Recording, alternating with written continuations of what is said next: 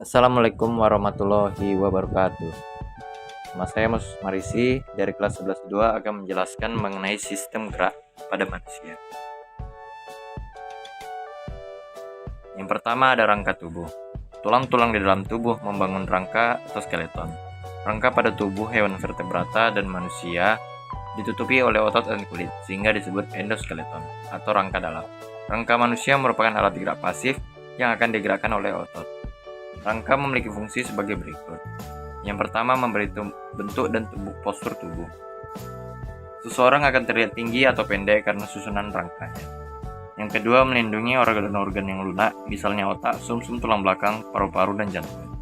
Yang tiga, penyangga berat badan, misalnya tulang leher, tulang belakang, dan tulang pelvis. Yang keempat, tempat melekatnya otot-otot rangka atau lurik. Rangka tubuh manusia dapat digolongkan menjadi dua bagian, yaitu rangka aksial dan rangka apendikular. Berikut adalah nama-nama tulang di bagian depan dan bagian belakang manusia. Yang pertama ada rangka aksial. Rangka aksial adalah rangka pada sumbu tubuh. Rangka aksial memiliki 80 buah tulang yang meliputi tulang tengkorak, tulang telinga dalam, dan hyoid, tulang belakang, tulang dada, serta tulang rusuk. Tulang tengkorak berjumlah 22 buah. Tulang tengkorak berfungsi melindungi otak, organ pendengaran, dan organ penglihatan. Tulang tengkorak dibedakan menjadi dua bagian, yaitu tulang kranial atau tulang tempurung kepala dan tulang fasial atau tulang wajah. Yang kedua ada tulang telinga dalam dan tulang hyoid. Di dalam tengkorak terdapat tulang telinga dalam yang berukuran kecil dan berfungsi untuk menerima dan transmisikan impuls suara. Yang ketiga ada tulang belakang atau kolumna vertebrata. Tulang belakang tersusun dari 26 ruas yang masing-masing dihubungkan oleh cakram tulang rawan fibrosa yang memungkinkan tulang untuk tegak dan membungkuk. Yang keempat ada tulang dada atau sternum dan tulang rusuk atau kosta. Tulang dada dan rusuk berfungsi melindungi paru-paru dan jantung.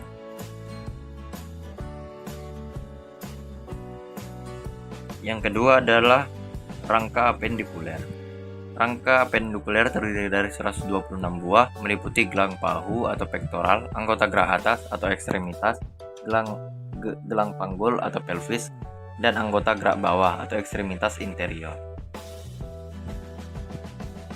Gelang bahu atau pektoral merupakan persendian yang menghubungkan lengan dengan badan.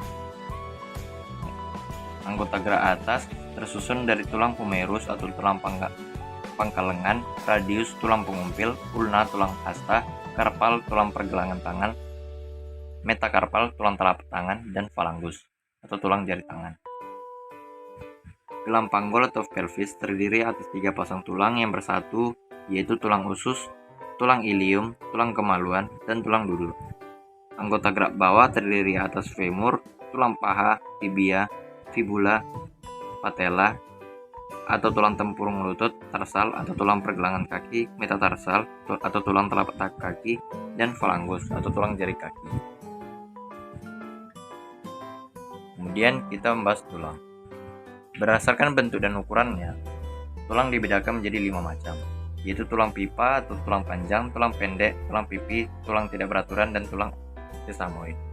Tulang pipa atau tulang panjang berbentuk silindris panjang serta memiliki bagian epifisis, diafisis, metafisis, dan cakra epifisis yang berfungsi untuk menahan berat tubuh dan membantu pergerakan.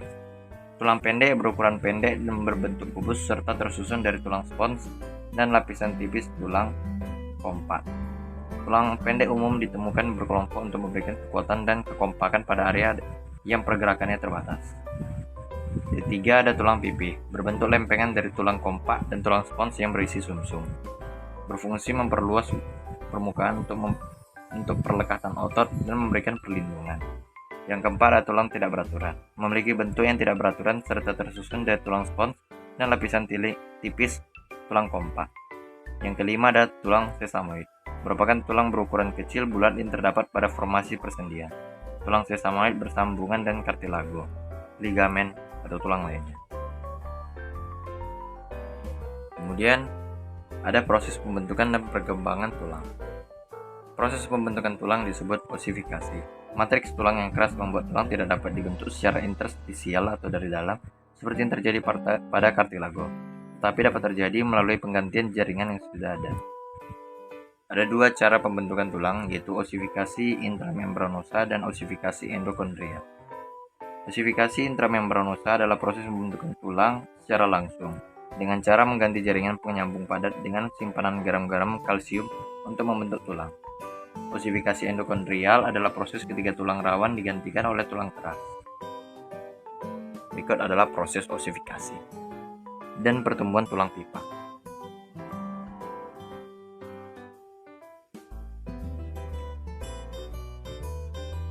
Kemudian ada persendian atau artikulasi.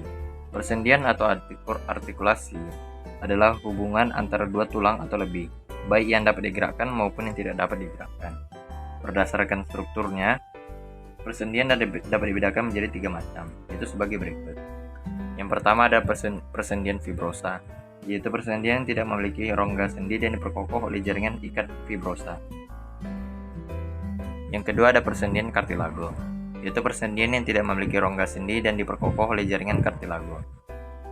Yang ketiga ada persendian sinovial, yaitu persendian yang memiliki rongga sendi dan diperkokoh oleh jaringan ikat ligamen dan kapsul sendi.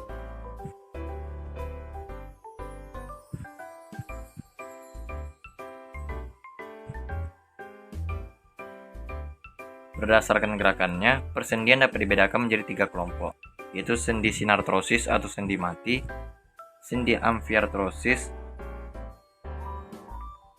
dan sendi diartrosis atau sendi sinovial. Sendi sinartrosis atau sendi mati adalah sendi yang tidak dapat digerakkan karena tidak memiliki celah sendi dan dihubungkan dengan jaringan ikat fibrosa atau kartilago.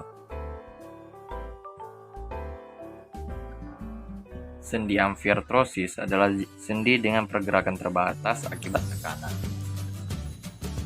Sendi diartrosis atau sendi sinovial adalah sendi yang dapat bergerak bebas. Sendi diartrosis dapat dibedakan menjadi beberapa tipe, yaitu yang pertama ada sendi engsel atau sendi berporos satu, bergerak ke arah satu seperti pintu, memiliki 2 ujung tulang berbentuk engsel dan berporos satu. Contohnya itu sendi pada siku lutut, mata kaki, dan luas antar jari.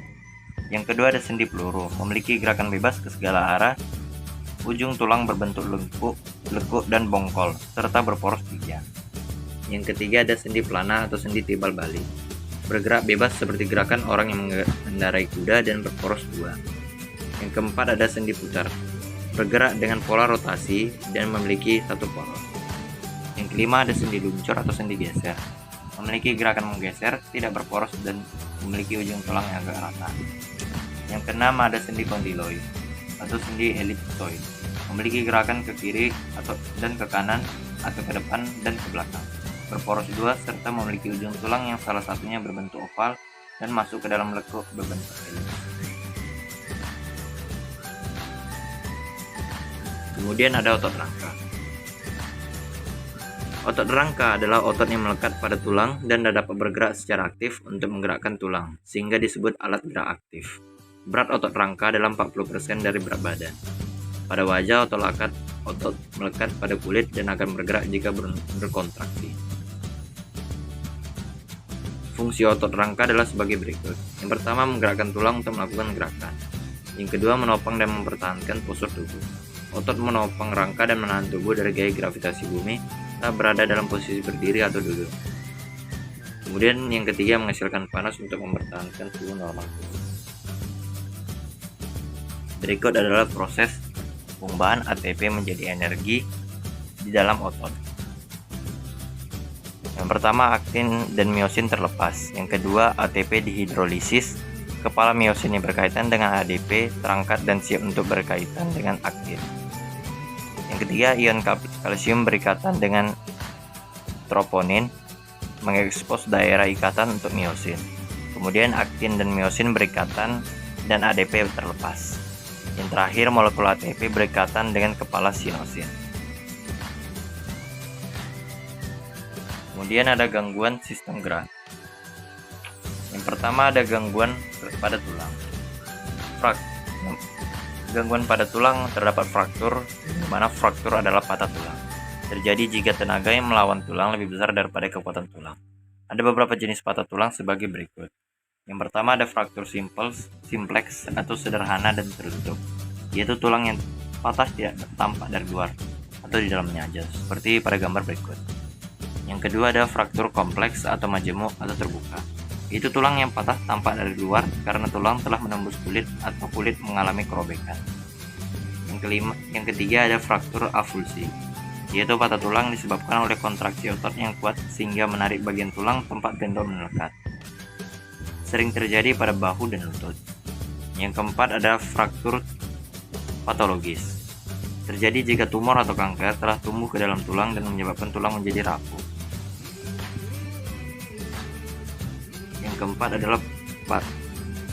Yang kelima terdapat fraktur patah tulang kompreksi atau penekanan.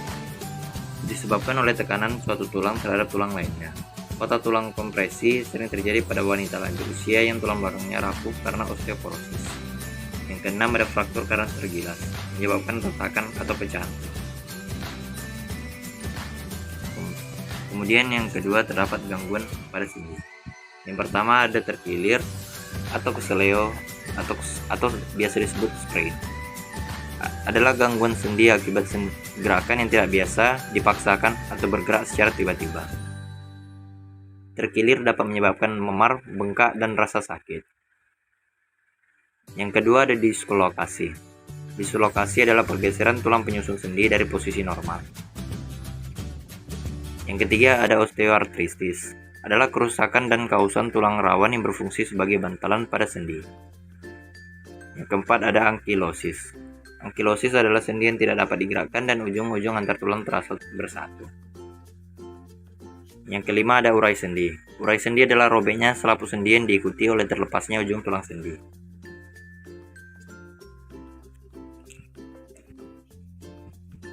Kemudian terdapat gangguan pada otot. Pertama ada hipertrofi. Hipertrofi adalah gangguan akibat otot yang berkembang menjadi lebih besar. Dapat disebabkan oleh aktivitas otot yang kuat, berulang-ulang dan terus-menerus serta nutrisi yang banyak. Yang kedua ada artrofi. Artrofi adalah gangguan akibat otot yang mengecil. Dapat terjadi jika otot tidak digunakan atau tidak digerakkan. Misalnya karena kelumpuhan, pemasangan gips atau penyakit poliomyelitis. Yang ketiga ada distrofi otot. Distrofi otot adalah penurunan kemampuan otot karena kelainan genetik. Yang keempat ada tetanus. Tetanus adalah penyakit kejang otot akibat otot berkontraksi terus-menerus hingga tidak mampu lagi berkontraksi, disebabkan oleh bakteri Clostridium tetani. Yang kelima ada kram. Kram adalah keadaan saat otot tiba-tiba terasa tegang, sulit digerakkan dan disertai rasa nyeri. Berikut adalah video saya. Terima kasih sudah menonton.